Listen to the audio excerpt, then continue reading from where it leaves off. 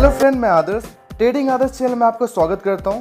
इस वीडियो के थ्रू आज मैं आपको बताने जा रहा हूं म्यूचुअल फंड में डायरेक्ट प्लान क्या होता है और रेगुलर प्लान क्या होता है, दोनों में क्या डिफरेंट है और कौन सा प्लान हमारे लिए बेनिफिशियल रहेगा। तो अभी तक आपने हमारे वीडियो को लाइक नहीं किया, प्लीज़ वीडियो को लाइक कर दीजिए और चैनल को सब्सक्राइब कर दीजिए। तो चलिए हम स्टार्ट करते हैं mutual fund direct versus regular plan. Mutual fund direct versus regular mutual fund. तो फिर हम समझते हैं डायरेक्ट और रेगुलर प्लान में क्या डिफरेंट है, कौन सा फंड अच्छा होता है, किसमें हमें इन्वेस्ट करना चाहिए। तो म्यूचुअल फंड लाइक एक रेगुलर प्लान होता है, एक डायरेक्ट प्लान होता है। रेगुलर प्लान में क्या होता है फ्रेंड, आपके और एएमसी के बीच में एक डिस्ट्रीब्यूटर यानी एक ब्रोकर होता है जो आप कोई भी ऑर्डर प्लेस करते हैं। तो डायरेक्ट आप एएमसी को ऑर्डर प्लेस नहीं कर पाते हैं, आप ब्रोकर के थ्रू आपका ऑर्डर प्लेस किया जाता है, जिसमें ब्रोकर को एक कमीशन मिलता है, डिस्ट्रीब्यूटर को कमीशन मिलता है। एंड डायरेक्ट प्लान में क्या होता है, आपके और एएमसी के बीच में कोई भी ब्रोकर नहीं होता है। आप कोई भी ऑर्डर प्लेस करते हैं डायरेक्टली आप एएमसी के थ्रू आपको ऑर्डर प्लेस होता है, कोई भी कमीशन नहीं लगता है। तो फ्रेंड एएमसी का फुल फॉर्म होता है एसेट मैनेजमेंट कंपनी। तो अब हम समझते हैं पॉइंट टू पॉइंट कि रेगुलर प्लान और डायरेक्ट प्लान में क्या डिफरेंसेस हैं, हमें किस में इन्वेस्ट करना चाहिए। आप फ्रेंड जानते होंगे एनएवी के बारे में। एनएवी का फुल फॉर्म होता है नेट एसेट वैल्यू। हम कोई भी ऑर्डर प्लेस करते हैं तो उसकी एक नेट एसेट वैल्यू होता है। आज हम म्यूचुअल फंड से जुड़ी सभी समस्या को सुलझाएंगे। ये समस्या है direct versus regular mutual fund कि किस में हम निवेश करें। लेकिन इससे पहले हमें इन दोनों के बीच में फ़र्क को समझना जरूरी है, इन दोनों के बीच में क्या डिफरेंसेस हैं। तो इसे हम पॉइंट टू पॉइंट समझते हैं। Table of contents. जो फर्स्ट पॉइंट है direct versus regular mutual fund, direct और रेगुलर में क्या डिफरेंसेस हैं। Second point SBI blue chip direct and regular mutual fund. हम एसबीआई ब्लू चिप फंड को इसमें डायरेक्ट में क्या रिटर्न्स मिल रहा है एंड रेगुलर में क्या रिटर्न्स मिल रहा है हम समझेंगे, डिफरेंट समझेंगे। And HDFC small cap fund versus HDFC small cap fund direct and regular plan, तो हम इसका भी डिफरेंसेस समझेंगे। थर्ड पॉइंट है 0.5 से 1.5% लंबे समय में कितना मायने रखता है, क्या डिफरेंसेस है। फोर्थ पॉइंट में हम समझेंगे कैसे पता चले कि कौन सा प्लान डायरेक्ट है और कौन सा रेगुलर है। एंड 5 पॉइंट में हम समझेंगे डायरेक्ट प्लान की कुछ समस्याएं, उसकी सॉल्यूशन, किसकी क्या समस्याएं हैं, किसके क्या सॉल्यूशंस हैं। और 6 पॉइंट में हम समझेंगे हमें कौन सा फंड चुनना चाहिए जो हमारे लिए बेटर रहेगा, जिसमें हमें रिटर्न्स बढ़िया मिलेगा। तो फ्रेंड डायरेक्ट और रेगुलर प्लान को समझने के लिए इसे हम पॉइंट टू पॉइंट इसे हम समझते हैं। Friend direct versus regular mutual fund हम समझते हैं। भारत में जनवरी 2013 से पहले म्यूचुअल फंड्स खरीदने के लिए हमें किसी ब्रोकर, एजेंट या फिर किसी फंड डिस्ट्रीब्यूटर के पास जाना पड़ता था, जो हमारी ओर से म्यूचुअल फंड कंपनी से म्यूचुअल फंड खरीदता था। यानी कि हम कोई भी म्यूचुअल फंड बाई करना चाहते हैं, इन्वेस्ट करना चाहते हैं, हम डायरेक्टली एएमसी में इन्वेस्ट नहीं कर पाते थे। हमने जो हमारा ब्रोकर है हमने उसे बताया और ब्रोकर हमारे बिहाफ पे एएमसी से वो म्यूचुअल फंड बाई करता था। अब इसमें उनको क्या बेनिफिट्स मिलता है अब हम समझते हैं। तो फ्रेंड इसके बदले में कंपनी उसे उस फंड में किए जा रहे निवेश में से सालाना 0.5 से 1.5% तक कमीशन देती थी। अब इस कमीशन की वजह से निवेशकों को मिलने वाला रिटर्न्स कम हो जाता था। अब सिंपल सी बात है, अगर मैं इन्वेस्ट कर रहा हूँ और उसमें से 0.5 से 1.5% तक अगर ब्रोकर को कमीशन मिल जाता है तो रिटर्न तो हमें कम ही मिलेगा। शुरुआत से चले आ रहे इस प्लान को रेगुलर प्लान कहते हैं। पहले रेगुलर प्लान ही होता था। ये कमीशन एजेंट या डिस्ट्रीब्यूटर को हर साल तक मिलता था, जब तक हमारा निवेश चालू रहे, जब तक हमारा इन्वेस्टमेंट चालू रहे तब तक ये कमीशन ब्रोकर को मिलता रहता था। तो फ्रेंड इसके बाद डायरेक्ट प्लान। डायरेक्ट प्लान कैसे आया हम समझते हैं। डायरेक्ट प्लान का हिस्ट्री।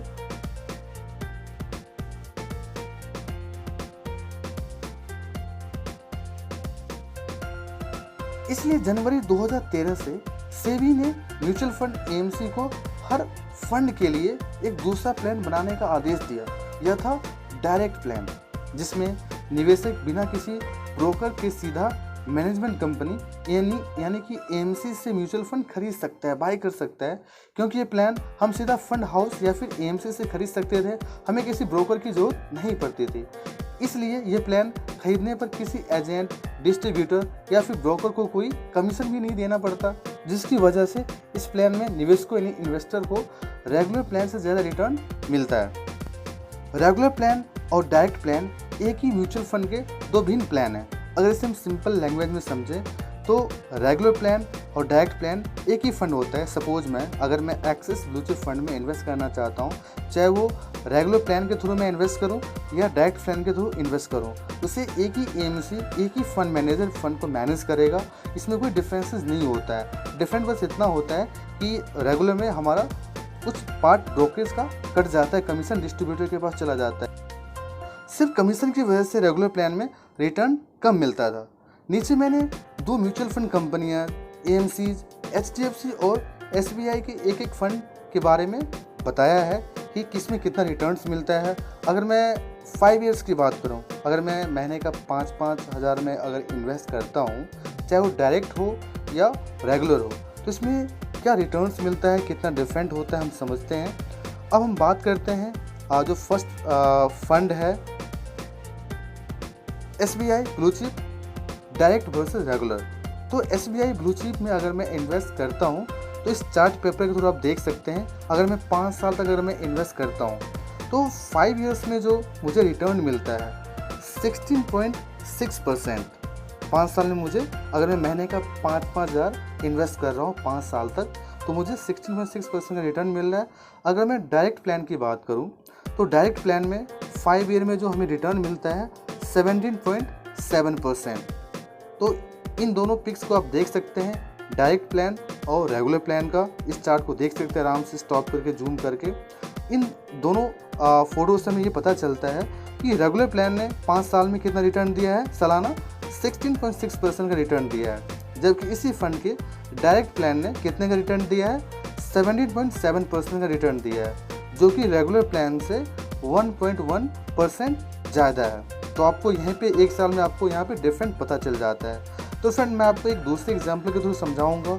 अगर इसमें हम लॉन्ग टर्म तक अगर इन्वेस्ट करते हैं तो क्या मायने रखता है, क्या डिफरेंट आता है। अगर मैं एचडीएफसी स्मॉल कैप फंड के बारे में बात करूं, तो अगर मैं इसमें इन्वेस्ट करता हूं 5 इयर्स तक, तो इसमें 21.3% का रिटर्न मिल रहा है। मैं अभी 5 साल की बात कर रहा हूँ। और अगर मैं डायरेक्ट प्लान में इन्वेस्ट करता हूँ तो 22.7% का रिटर्न मिल रहा है। तो आप दोनों पिक्चर में देख सकते हैं कि डायरेक्ट प्लान ने रेगुलर प्लान से 1.4% ज़्यादा का रिटर्न दिया है। आप इस तरह के कोई भी म्यूचुअल फंड में दोनों प्लान की रिटर्न की तुलना कर सकते हैं। मैंने मनी कंट्रोल से मनी कंट्रोल की वेबसाइट यूज़ करके मैंने आपको समझाया है। आप कहीं से भी किसी भी साइट से आप चेक कर सकते हैं, देख सकते हैं। सेकंड पॉइंट समझते हैं 0.5 से 1.5% लंबे समय में कितने मायने रखता है। अभी 5 ईयर में तो आपको ज़्यादा डिफरेंट पता नहीं चल रहा है। आपके तरीके क्या होता है, डायरेक्ट फंड में इन्वेस्ट करो या रेगुलर में इन्वेस्ट करो। 0.5% ही तो ब्रोकरेज जा रहा है, बट ये आपकी सोच गलत है।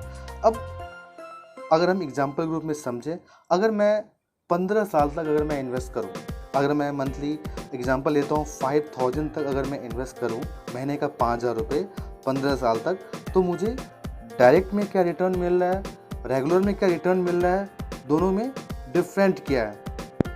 तो फ्रेंड, अब हम समझते हैं अगर हम 15 साल तक अगर हम इन्वेस्ट करें तो हमें रिटर्न क्या मिलता है।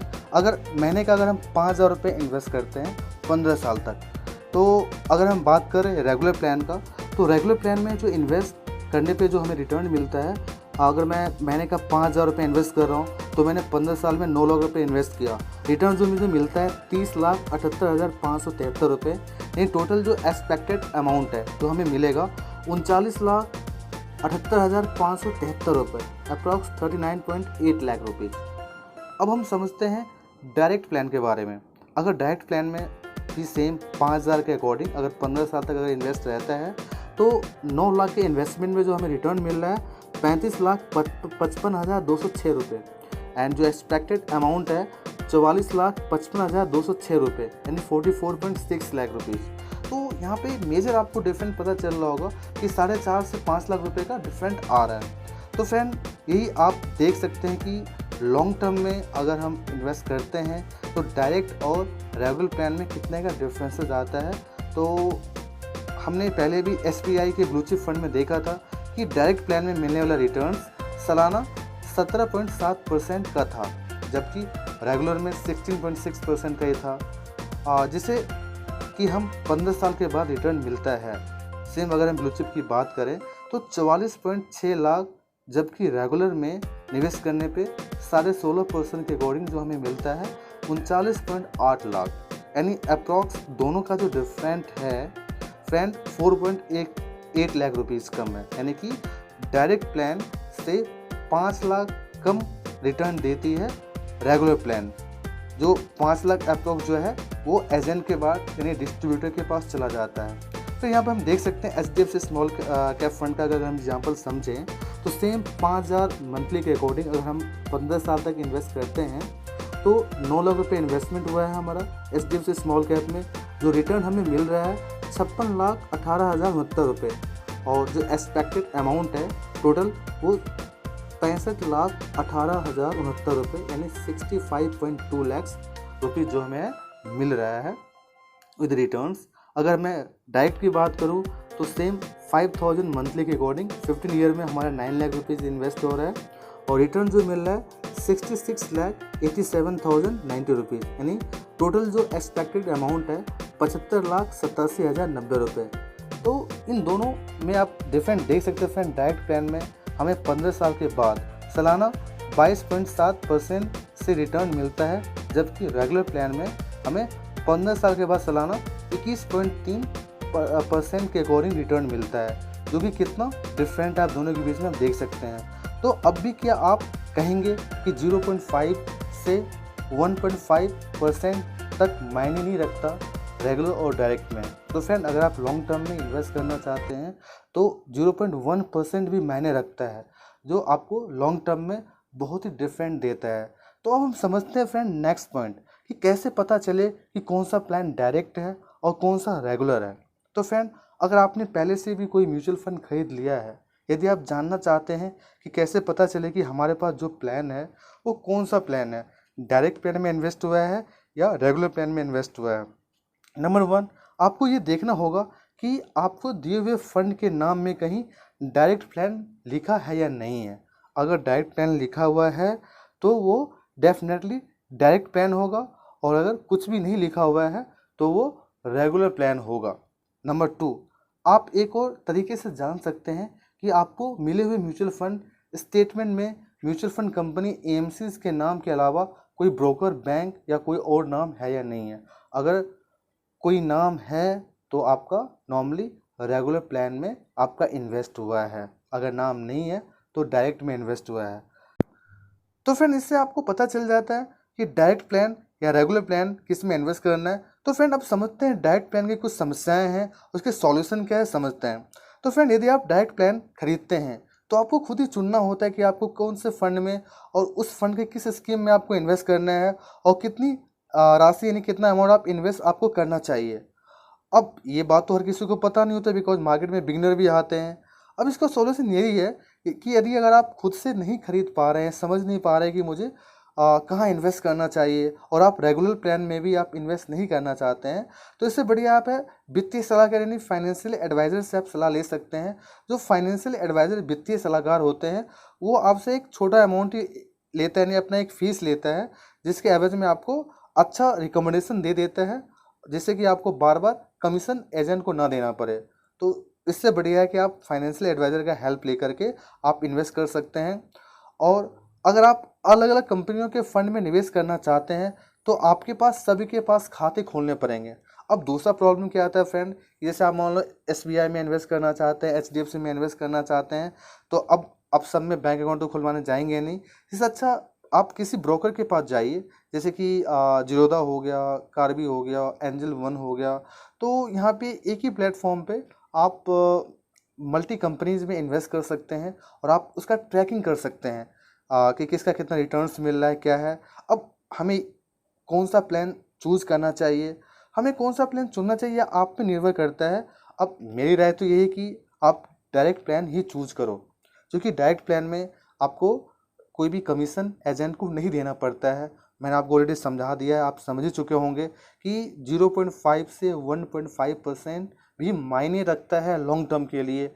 आपने देखा कि 4.5 से 5 लाख का डिफरेंट आ रहा है रिटर्न में। तो अब आप खुद ही समझदार हैं, आप अपने अकॉर्डिंग आप इन्वेस्ट कर सकते हैं।